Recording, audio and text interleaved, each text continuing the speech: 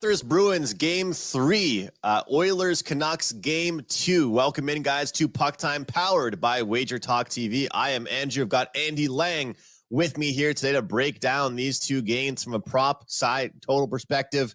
One game in the East, one game in the West. And Andy, well, as I said, one series is in Game 3, and the other series is still remaining in the same city. They're playing in Game 2. We discussed this series on Prop It Up from a prop perspective, but there's a few props that do stick out. And, well, as the series shifts back to Boston, what are you looking at in the Bruins and Panthers series?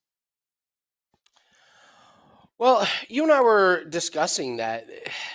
At least for me, some of these props just they haven't really been falling in my wheelhouse in terms of like the ones that are hitting over and over and over again at really, really good prices. I mean, we can start with the shots on goal market here in the Panthers and Boston series. And I mean, what's the one thing that's kind of been consistent? And it's been a strange one. It's Brad Marchand under 2.5 shots on goal. I mean, this like he hasn't gone over this in 6 straight games, which is so strange. Like, really, Brad Marchand's not getting to the net. He's not getting shots on goal. So listen, I guess you say if it ain't broke, don't fix it. But I find every time I look at it, I find it hard to take the under on this one. But for whatever reason, it's been hitting. He's not getting the shots. So I would look at him under again. The Pasternak over 3.5 shots on goal. We have to look at that one. The guy had 0. You and I joked he had more fights than shots on goal. What would that have been? 100-1? Like, imagine what that prop would have been. More fights than shots on goal. But you look at his previous games, he had 4 shots on goal in 5 straight games. I mean, you have to believe, coming off of 0 shots on goal, that he's going to come out firing. I believe this is his only game this year with no shots on goal. So, like, you're not taking an under. I would think you'd come back and easily take an over on that one. Points, again, another tough one to come by. The only one that really, really sticks out, and this is one that I actually think you should play, is Charlie McAvoy under a point. Listen, nothing against Florida this series. The last 3 games against Toronto, no points. So this is 5 games in a row without a point.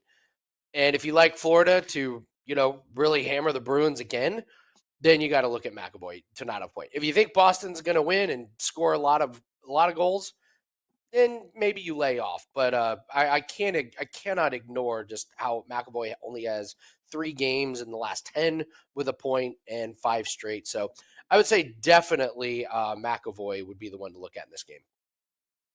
Great stuff. I'm on the same page with you as a lot of those plays there, especially Marchand. For me, I'm looking at just his point prop, and it's a great segue because you mentioned the guy's not shooting. The guy is not shooting. I don't know if he just can't find those lanes. I'm not sure if the shot selection's there for him. He's just electing to be a passer on his line, trying to get his teammates going.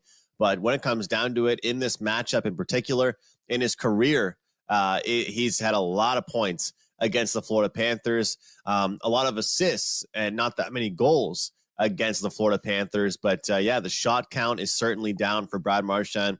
The number was minus 130 in Florida for him to get a point. Now it's down. It's up to minus 140, 150 at some shops. But with him being the top line guy and them getting the last change now back at home, I would still look towards him to get a point in tonight's game. Andy, when it comes down to it, we talk about how a game ends, right? I was on a show earlier and we were discussing, does it matter what the score was in Game 2? Does it matter the Florida Panthers kicked the Bruins' ass? Because when it comes down to it, it's 1-1. The series is 1-1. Doesn't matter how many goals you win by in one game. It's just about getting the win.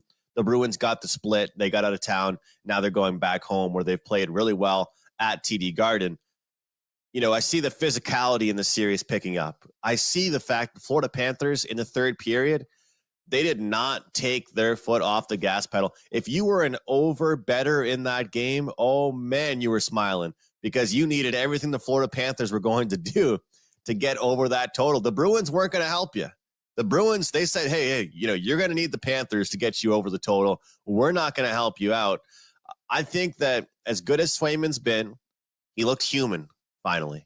He looked human. He's not a robot. Swayman had his first bad game.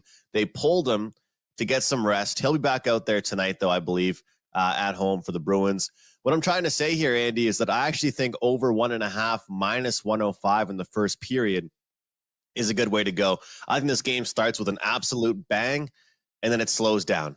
I think whatever happens, whether it's 1-1, 2-0 in the first period for said team, I think that we see a fast start to this game, and then we see it really slow down and settle in. And I could not agree with you more, excuse me, about the defenseman unders. During the regular season, you can find some good spots for it, especially with the guys out there on the power play. But it pretty much, if you're not a defenseman on the Avalanche or the Oilers right now, I'm not interested. Because when it comes down to it, their job in the playoffs is so much harder defensively. You notice how there's way less stoppages in the playoffs? There's no offsides, there's no real icings. These guys are running around. They dump the puck in. Their defensemen have to jump in. They're getting ready to get crushed against the boards like 6 times a shift. They've got no time on their brain to think, maybe I should jump up and help offensively.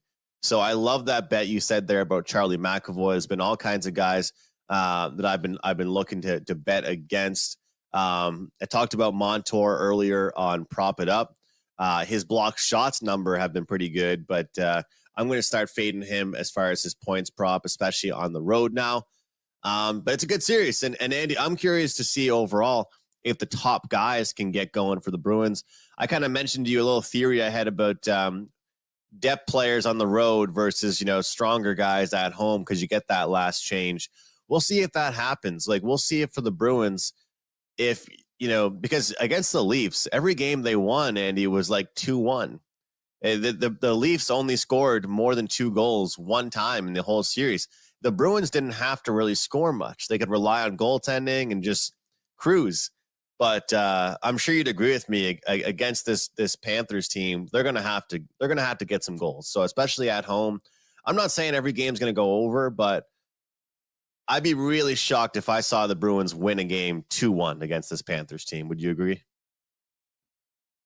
Yeah, this is a good place. It's a good time if you have a strong opinion about there to be a lot of goals, is just naturally go look at the team totals. So, looking at the team totals, Bruins over 2.5 is only minus 125. Panthers over 2.5 is minus 150. So if you like those teams to score a lot of goals, or if you like one in particular, you could absolutely look at that. On the flip side, if you think the Panthers are going to hold Bruins to 1 again, you're getting great value on the under on there. So don't forget about the team total props.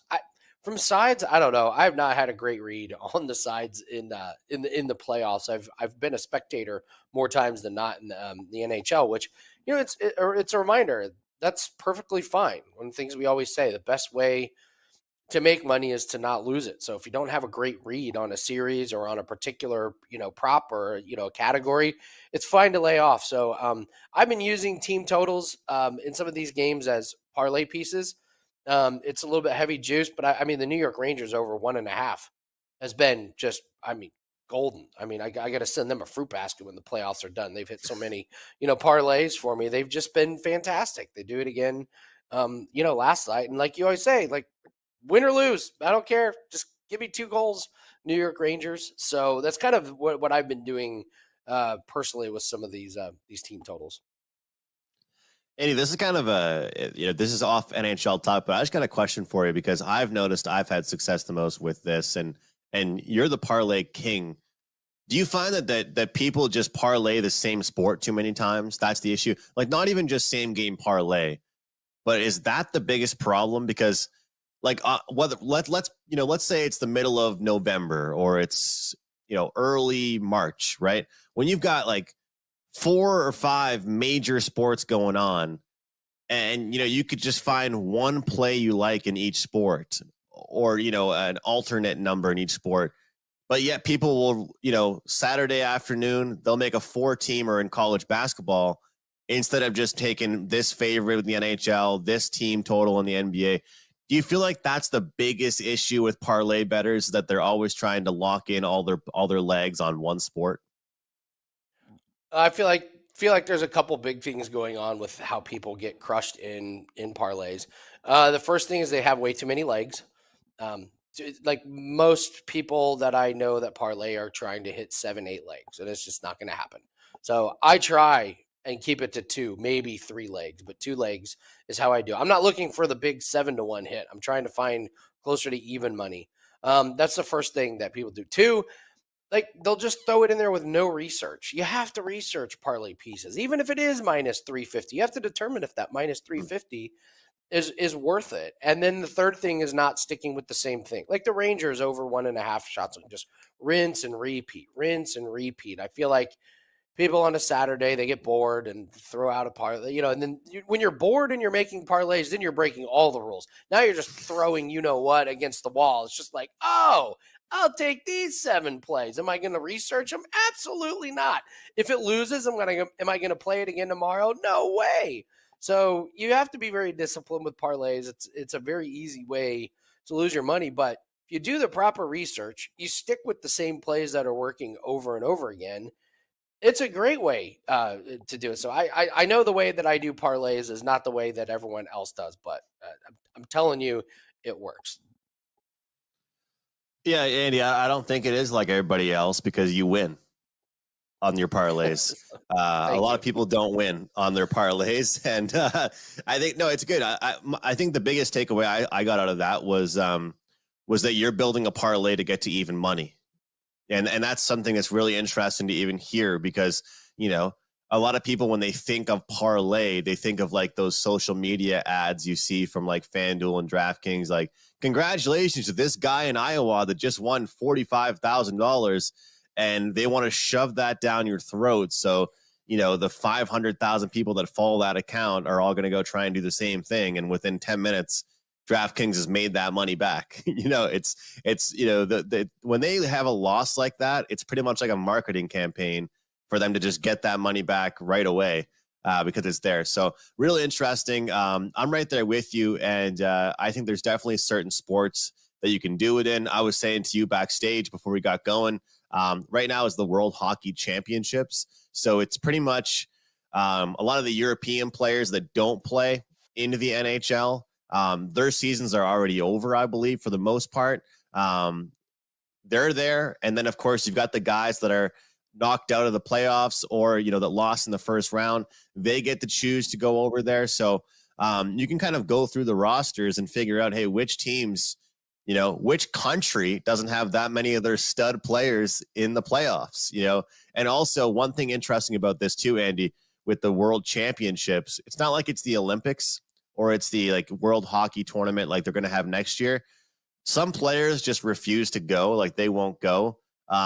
Like Sidney Crosby, I think he has 2 championships under his belt already with that. He's getting older. He probably does not want to keep putting that strain on his body. Nick Suzuki for the Canadians, I'm a huge Habs fan. He's only like 24 years old. He currently has the 5th longest Ironman streak in the NHL, which means he pretty much in his entire career so far, he hasn't missed 1 game. Do you think there's any NBA players at all that haven't missed a game in the last 5 years? Probably the last 40 days, there's been a player that haven't missed a game. Speaking of which, shout out to Josh Hart. Josh Hart just played 2 straight games, 48 minutes. You got to respect that. But getting a little off topic there. But for the World Championships, guys, good parlays to be made. You look at the U.S., look at Canada, look at Sweden, look at Finland. Some of those matchups when you're playing teams like Kazakhstan and Latvia, Andy, I think you can make some money fading them. But let's jump into Vancouver and Edmonton. Before we do that, though, guys, if you're enjoying this show, it's a Friday. We got 2 great games. Hit the like button on the video. Subscribe to our channel right here on WagerTalk TV. We're live on Shorts, YouTube, Facebook, all over the place here on the WagerTalk TV network. All right. We got a short favorite here with the Oilers on the road, Game 2. And Vancouver fans were happy, Andy. What a comeback that was. 4-1, 4-2, 4-3, 4-4, 5-4. The Canucks crawl all the way back, and the Oilers looking like the old Oilers. I'll segue it to you with this. This Vancouver Canucks team has a bit more offense to offer than the LA Kings do, and the Oilers saw that. What are your thoughts on game 2? Is if you're an Edmonton fan, are you happy with how Connor McDavid talked after the game, or not that happy? Like, did he win or lose? And I never know if that's good or bad. You know what I mean? It's like the Eli Manning thing in the NFL. Like when they interviewed him, if they won, it was like, yeah, the guys played good, and if they lost, he was like, yeah, I got to play better. It's just like no change in the tone. Sometimes it works, sometimes it doesn't. But I thought it was fascinating that he's not throwing hockey sticks across the locker room and smashing lockers and everything. I'm going back to the Oilers team total, or we just talked about them. Listen, they're going to score. They're just going to score goals. You think you could take the over 3.5, but you want to talk about a parlay piece, Andrew? Oilers over 1.5. I will probably be using it. Not sure what I'll be using it with, but tough game, or tough series for some of these props. You and I talked about the Draisaitl power play point, so I think that's probably the best one in this one. He has gone over in 6 straight games. It's just one of the most dynamite power play units in the last few seasons.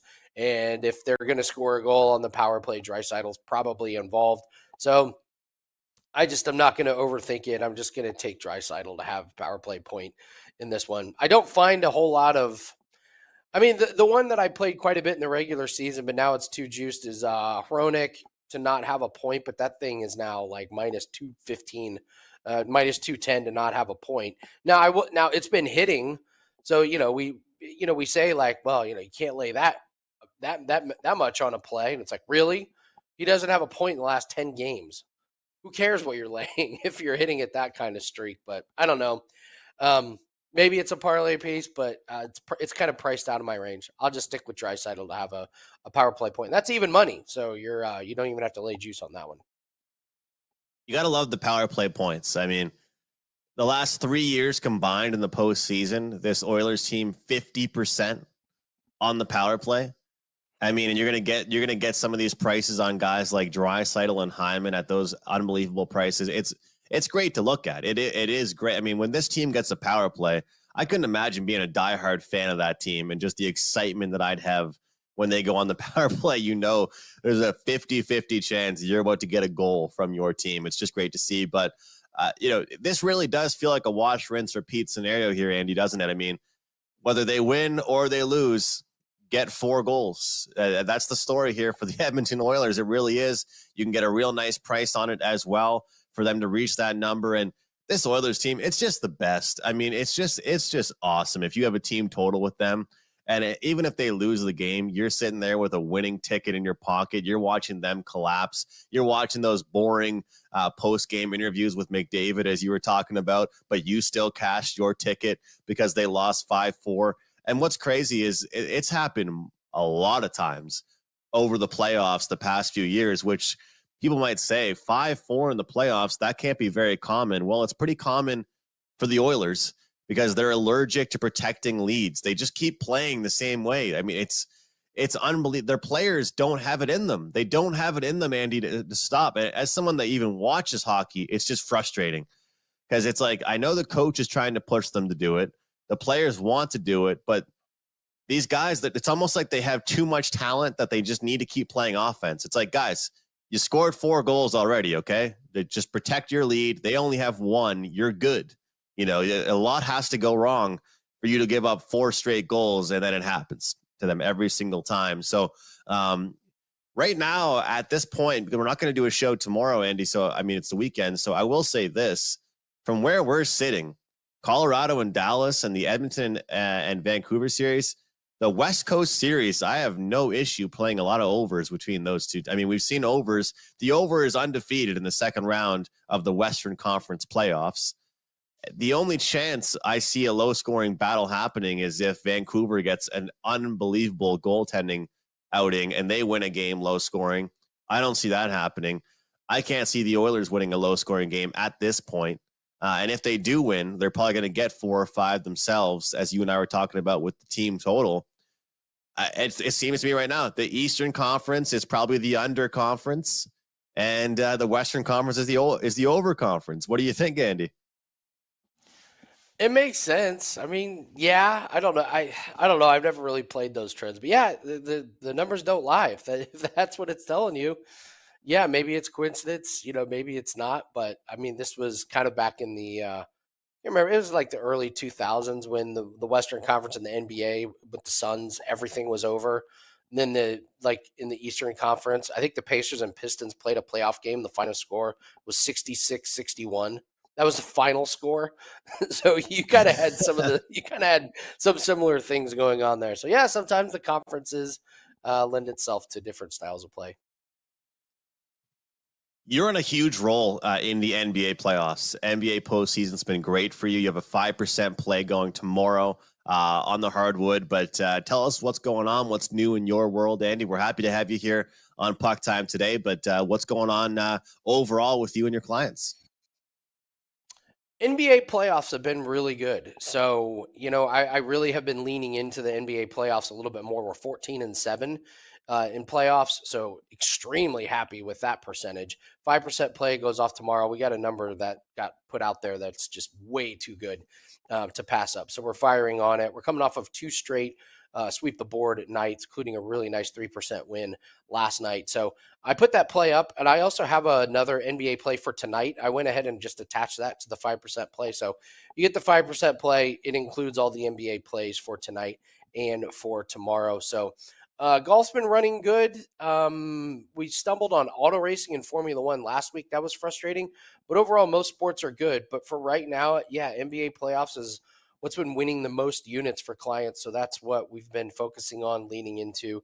Encourage everyone to go grab that 5% play, Andy Lang, WagerTalk.com.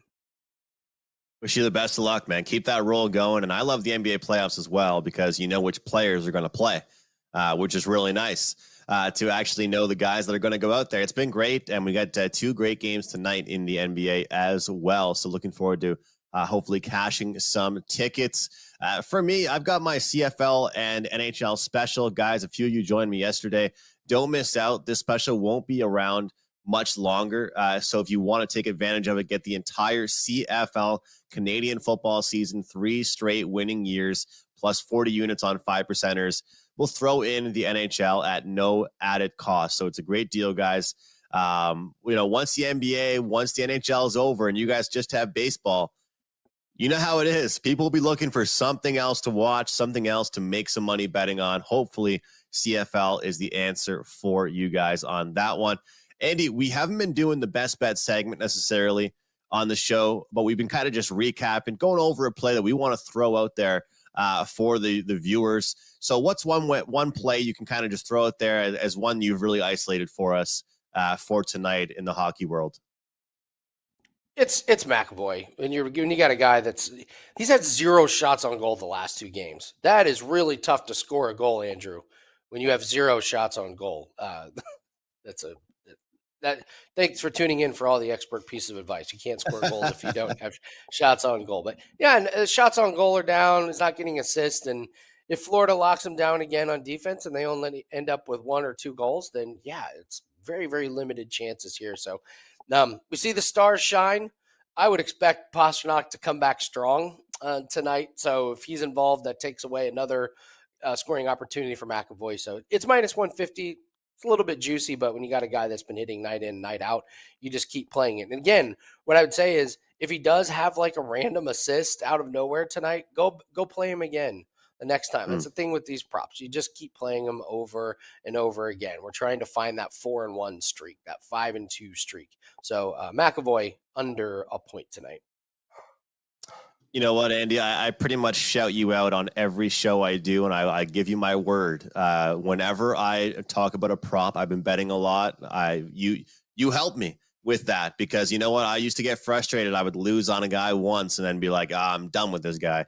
But I'm not anymore. I've learned. Forget it. I've learned my lesson. I've learned, man.